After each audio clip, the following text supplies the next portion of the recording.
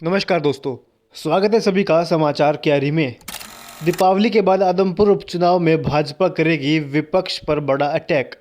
मुख्यमंत्री सहित अनेक दिग्गज करेंगे आदमपुर क्षेत्र में ताबड़तोड़ रैलियां। केवल हुड्डा गुट के सहारे जयप्रकाश की उम्मीदें, अन्य गुट हुए पूरी तरह से दूर। चौटाला के दौरों के बाद इनेलो प्रत्याशी की स्थिति सुधरी। आम आदमी पार्टी की स्थिति हो रही है लचर। आपको बता दें कि आदमपुर विधानसभा उपचुनाव में जीत को ऐतिहासिक बनाने के प्रयास में जुटी सत्तारूढ़ भारतीय जनता पार्टी दीपावली के बाद विपक्ष पर बड़ा अटैक करने की तैयारी में है। मुख्यमंत्री मनोहर लाल सहित पार्टी के अनेक दिग्गज यहां पर डेरा डाल देंगे। वहीं साथ ही में सहयोगी दल जननायक जनता पार्टी भी भव्य के लिए वोट मांगती नजर आएगी। अपनी रणनीति को सिरे चढ़ाने की योजना के तहत भाजपा ने तमाम दिग्गजों की ड्यूटियां निर्धारित कर दी हैं।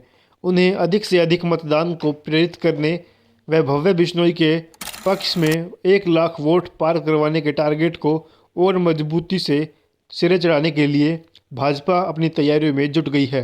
वहीं भाजपा से जुड़े सूत्रों की माने तो आदमपुर उपचुनाव में जीत निश्चित मानकर भी भाजपा इसे गंभीरता से इसलिए ले रही है कि उसे बड़ौदा व ऐलनाबाद में हुई हार का बदला लेकर विपक्ष को चारों खाने चित करना है। भाजपा यहाँ पर न केवल विपक्ष को चित करने बल्कि क्लीन स्वीप करने के प्रयास में है। जीत निश्चित मानकर ही पार्टियों ने अपने कार्यकर्ताओं को 1 लाख वोट पार करवाने का टारगेट दिया है। भाजपा की मजबूत संगठन शक्ति व बूथ स्तर तक पन्ना प्रमुखों की नियुक्ति के दम पर यह माना जा रहा है कि पार्टी अपने लक्ष्य को प्राप्त करने में निश्चय ही सफलता प्राप्त करेगी। बताया जा रहा है कि अब तक के प्रचार अभियान के तहत पार्टी फील्ड की फीडबैक ले रही थी, जिसके तहत उसे पार्टी प्रत्याशी की जीत में कोई संदेह नजर नहीं आ रहा। दीपावली के बाद मुख्यमंत्री मनोहर लाल सहित अन्य दिग्गज क्षेत्र की ताबड़तोड़ रैलियां करके चुनावी माहौल को पूरी तरह से भव्य के पक्ष में करने की ताकत झोंकेंगे।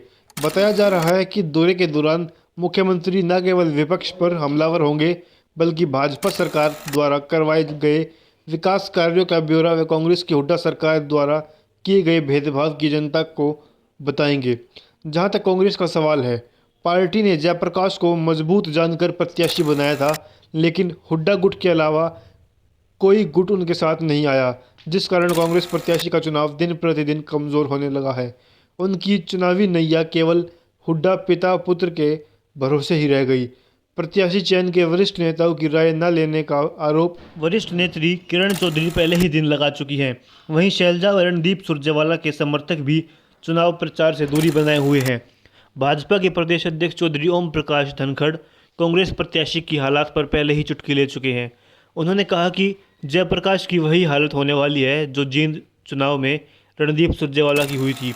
रणदीप उस समय आम चुनाव के लिए कैथल की टिकट मांग रहे थे, लेकिन उन्हें जींद उपचुनाव की टिकट दे दी गई और हालात पार्टी की अंदरूनी कलह के चलते उनकी जमानत जब्त हो गई। इसी तरह जयप्रकाश अब कलायत से अपनी या अपने बेटे की टिकट लाने की जुगत में थे, लेकिन उन्हें आदमपुर उपचुनाव की टिकट थाम दी गई। अब हालात क्या होनी है यह सभी को पता है, लेकिन कांग्रेस की इस गुटबाजी का लाभ पूरी तरह से भाजपा प्रत्याशी भव्य बिश्नोई को मिल रहा है।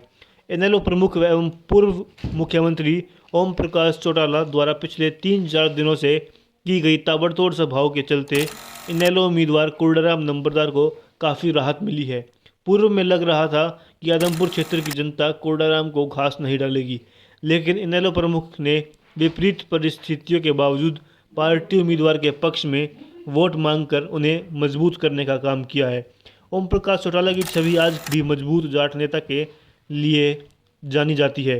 चौधरी देवीलाल के राजनीतिक वारिस के रूप में उन्हें आज भी पार्टी के परंपरागत वोटों की मदद मिल रही है। यही नहीं, कोडाराम नंबरदार द्वारा व्यक्तिगत स्तर पर बालसमंद क्षेत्र के गांवों की विभिन्न मांगों को पूरा करवाने के लिए किए गए आंदोलनों के कारण वे खुद भी जनता से सीधे जुड़े हैं और बालसमंद बेल्ट में उन्होंने अपना व्यक्तिगत प्रभाव भी बढ़ाया है। अब जब वे उपचुनाव में इस क्षेत्र के अकेले उम्मीदवार हैं, तो उनके व्यक्तिगत प्रभाव व पार्टी के वोट बैंक का सहारा भी मिल रहा है, जिससे उनकी स्थिति दिन प्रतिदिन मजबूत होती जा रही है।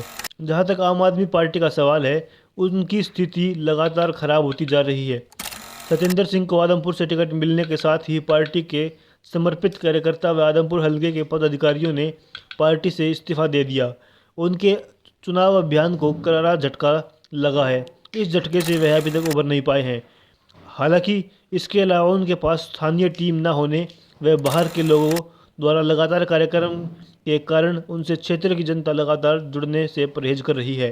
हालांकि क्षेत्र के लोग पार्टी के शिक्षा, स्वास्थ्य, बिजली व पानी जैसे मुद्दों का जिक्र तो कर रहे हैं, लेकिन उपचुनाव में पार्टी को कहीं मुकाबले में नहीं माना जा रहा, जिसके चलते आदमपुर क्षेत्र की गांव की आम आदमी पार्टी की स्थिति लगातार कमज़ोर होती जा रही है। अब देखना है कि अपनी आक्रामक कार्यशैली व मजबूत संगठन के चलते भाजपा अपने टारगेट को हासिल करने में कितना सफल होती है और कांग्रेस अंदरूनी कलह से उभर पाती है या नहीं। यह भी देखने वाली बात होगी कि इनेलो प्रमुख ओम प्रकाश चौटाला के दौरों के बाद बनी मजबूती स्थिति को कोडाराम नंबरदार कायम रख पाते हैं या नहीं, और आम आदमी पार्टी के प्रत्याशी सत्येंद्र सिंह अपनी स्थिति में कितना सुधार कर पाते हैं। कुल मिलाकर भाजपा ने अपनी आक्रामकता के चलते इस चुनाव को रोचक बना दिया है और पार्टी का प्रयास है कि वह इस उपचुनाव में बड़ी जीत हासिल करके जनता के समक्ष 2024 में तीसरी बार सरकार बनाने का अभी से दावा पेश करें। यही कारण है कि इस उपचुनाव में भाजपा जीत का जिक्र नहीं कर रही, बल्कि भव्य को 1 लाख वोट पार करवाने का लक्ष्य लेकर चल रही है, ताकि विपक्ष को तगड़ी पटखनी दी जा सके।